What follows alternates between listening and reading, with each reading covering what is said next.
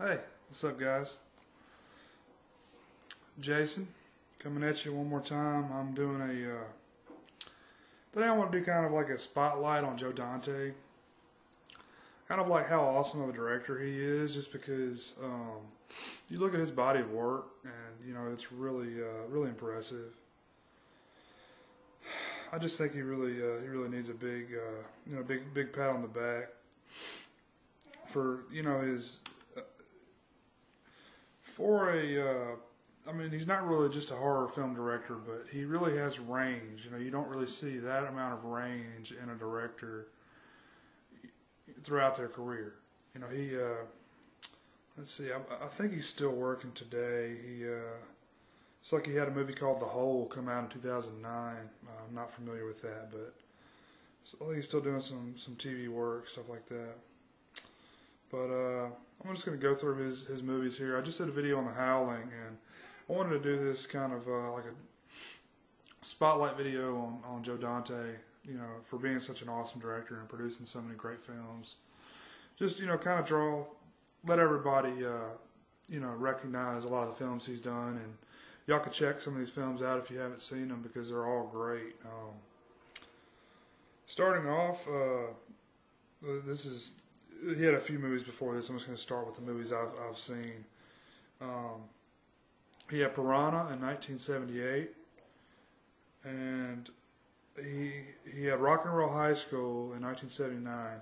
Then in 81 he had The Howling, and then Twilight Zone the movie. He directed a segment of that. He directed Gremlins. And then, so he's directed a lot of stuff. I'm just going to name a few movies off here that I really enjoy. I don't know if y'all remember the show Amazing Stories, but he directed 2 episodes of that. And then he directed, in 1987, he directed the movie Inner Space. And that's a comedy with, oh shit, who was in that? Martin Short's in that. Let me just go double check so I don't give you any wrong. Yeah, Dennis Quaid and Martin Short. I thought Dennis Quaid was in that.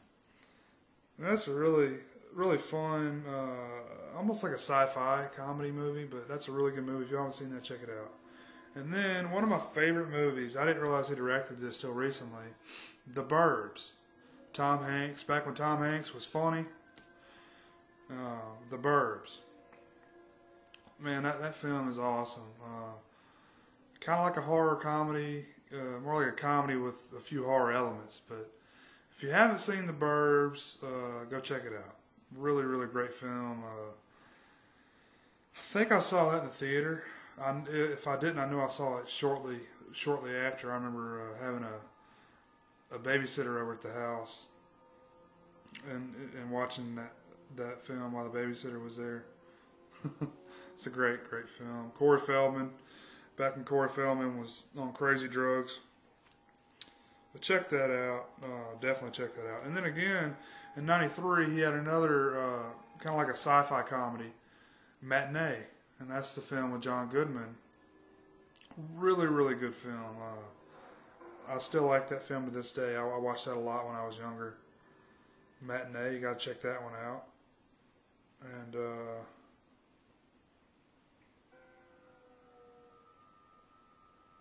let's see. Sorry, I'm just going through here. I thought he directed Gremlins too. I may be wrong.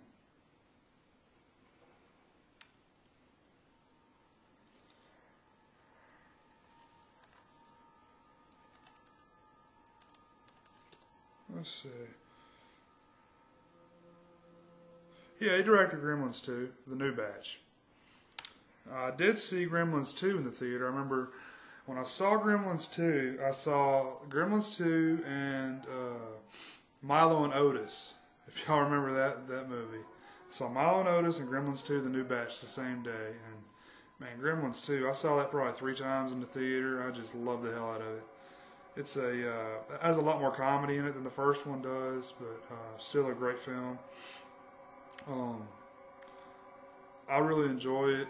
It's a little too cheesy for me now, but I really enjoyed it then. It's kind of like, they got to the point, a lot of other people have said this, but you know, with the first film, Gremlins was so great, it did so well, and then, you know, a sequel comes out, how are you ever going to top it? And they didn't really try to top it. They tried to just go bigger and just be corny and, you know, just have fun with it. And all the crazy science experiments they had with all the Gremlins, it really turned out well, and I enjoyed it. I thought it's a great second movie to complement the first movie, in my opinion. But, let's see. Just working my way up here. He directed Small Soldiers. I haven't seen that. I think that's a CGI movie. I'm not quite sure. But Looney Tunes Back in Action in 2003. And then this is another. I know I mentioned the other day when I was talking about Trick or Treat that they don't do anthology films anymore. Well, here's one from 2006, an anthology film called Trapped Ashes, and Joe Dante directed one of these segments, and that was fun. Trapped Ashes, I would recommend it, checking it out. Don't take it too seriously though, because it's a lot of comedy in that as well. And then this is some of his recent work that I really, really like.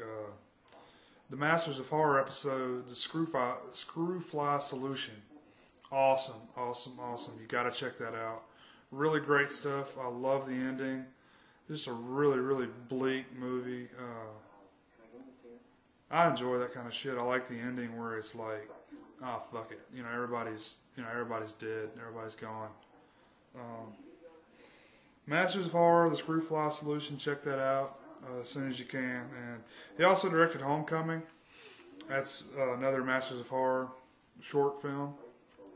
Now, I did not really like Homecoming. That was one of my least favorite Masters of Horror episodes, but a lot of folks like it. I didn't like it because of all the political, the just blatant political overtones it had. Just not my deal. Everybody's trying to be like Romero these days, trying to copy the political bullshit, but keep that out of it, you gotta make a horror movie, make a damn horror movie, don't make a political comedy horror, Anyway, Joe Dante, he's awesome.